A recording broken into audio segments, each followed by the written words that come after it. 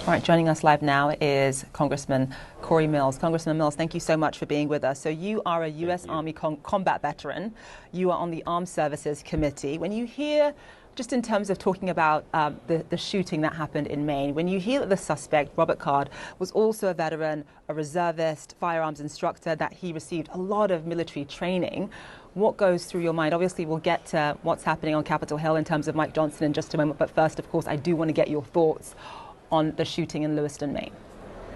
Well, clearly, obviously, the beginning of this is my thoughts and prayers are definitely with the families and the victims of this act. I also want to make sure that I give my prayers and thoughts to our law enforcement officers who are day in and day out constantly putting themselves in harm's way on our behalf. You know, we understand that as military combat veterans about when everyone else runs from gunfire, we run towards it.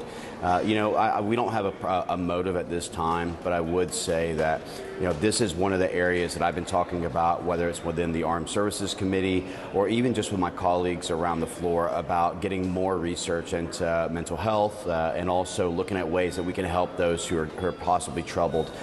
We do know that this individual, from what I'm being told, has sought some type of a PTSD treatment. I don't know if he had any further injuries while he was in the military, such as traumatic brain injury on TBI or whatever, but this is all the more reason why we need to start prioritizing our American citizens as well as for our veterans to make sure that we're getting the necessary support, the necessary research and development, and that we have a better understanding of mental health so we can try and prevent such incidents in the future. Right, yeah, so he did spend about 2 weeks or so in a mental health facility. He talked about hearing voices. He threatened to shoot up a military base. Just so on that front, there were clearly mental health issues at play here as well. But just in terms of the laws that could be enacted to prevent this, I mean, obviously Florida does have red flag laws. Maine does not. I mean, do you think that more states should be looking at red flag laws just in terms of finding a way in this country to honor the Second Amendment, but also protect innocent civilians from these sorts of senseless acts of violence? Well, look, at the end of the day, I can tell you I'm a constitutionalist. I do not think that we should strip away American Second Amendment rights, or we should dilute them for the fact that we have people with mental health issues, that we need to actually have a better system and program to be able to treat, support, and also help to get them the necessary should somebody who has threatened to shoot a National Guard base be able to access a weapon?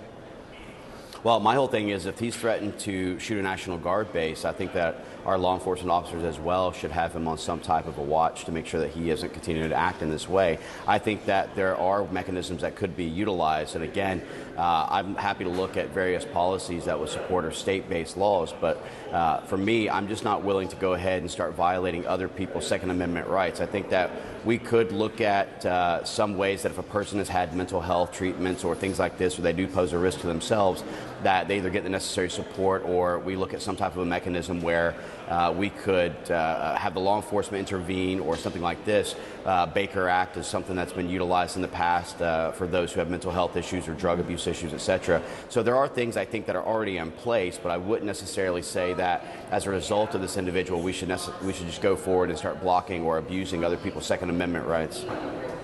Well, President Biden just today after this shooting has once again urged lawmakers to ban assault weapons, high-capacity magazines, and enact universal background checks. And the only positive thing out of all of this, Congressman, is that you can finally get back to work, given that there is an elected speaker in the House.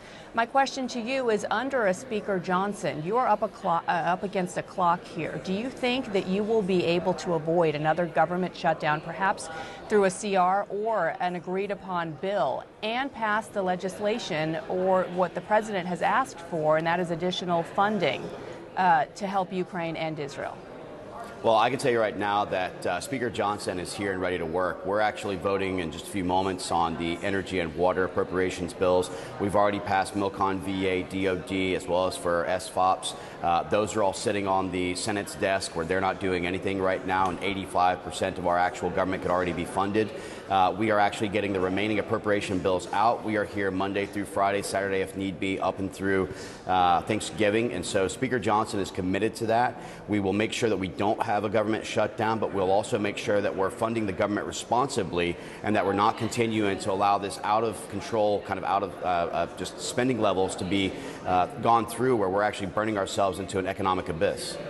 I know that you had just returned from Israel, doing your best to bring stranded Americans back home. Does it worry you at all that Speaker Johnson has not supported additional aid to Ukraine, especially given that the president has asked Congress to pass this dual aid package for both Ukraine and Israel? Yeah, I don't support having a package thing. These should be votes that are voted on separately. Israel aid, Ukraine aid, disaster relief funding, these should not be packaged. You could argue the germaneness of them, but you also have to argue the fact that we've already allocated $114+ billion with no overall and arching results for military strategy on Ukraine. I'm not for signing a blank check. I am for Israel's defense. I am for ensuring that we have disaster relief fund. I come from the state of Florida. This is a very important thing for us. But at the end of the day, I do not support a package deal so that Biden can try and shove through $61 billion more for Ukraine and yet only give... Even if that means prolonging the aid that you support going to Israel now? This wouldn't prolong it. You're talking about taking a package and splitting it into 3 ways. If we can't do that in the federal government, then we shouldn't be funding anyone, period. All right, Congressman, we'll have to leave it there. Thank you so much for joining us. And again, enjoy your day back at work where you can actually do the people's business. Thank you. Cory Mills, thank you.